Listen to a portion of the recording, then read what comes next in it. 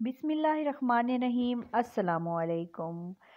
जो वज़ीफ़ा आज मैं आप सबको बताने वाली हूँ वो मैंने ख़ुद आज़माया है और मेरी ज़िंदगी बिल्कुल बदल गई।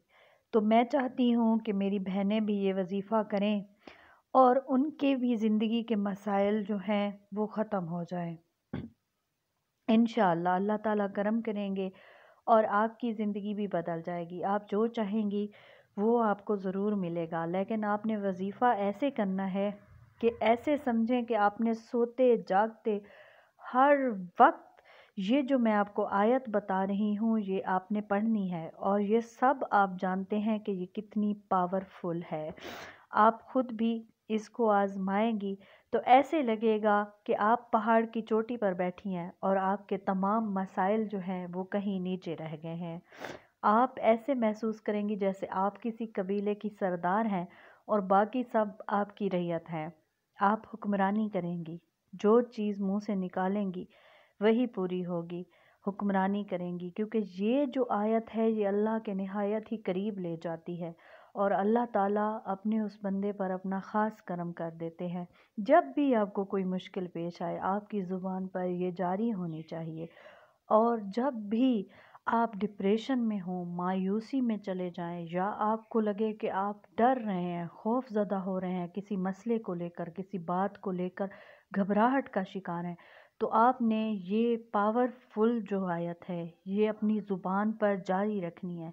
यकीन करें आपकी तमाम घबराहट मिनटों में ख़त्म हो जाएगी और आपको ऐसे लगेगा जैसे कि किसी ने आपको अपनी पनाहों में ले लिया है, और वो अल्लाह ताला है। अल्लाह ताला की आप पनाहों में चले जाएंगे और अल्लाह ताला आपके उन मसाइल को आप पर हावी नहीं होने देंगे और आपकी ज़िंदगी में सुकून ही सुकून आ जाएगा।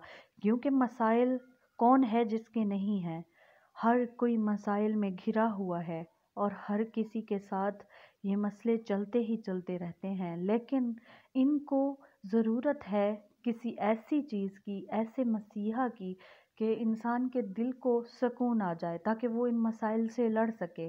और ये मसाइल तभी ख़त्म हो सकते हैं जब आप अल्लाह ताला के करीब होंगे और अल्लाह ताला का कुर्ब आपको नसीब होगा। और ये पढ़ने से यकीन करें आपको ऐसे लगेगा कि आपका कोई सहारा है, जैसे कि आपको किसी ने अपनी पनाहों में समेट लिया है और आपको वो अब तन्हा नहीं छोड़ेगा। बेशक मेरा रब तन्हा छोड़ने वालों में से नहीं है, वो हमारे साथ है और वही अता करने वाला है।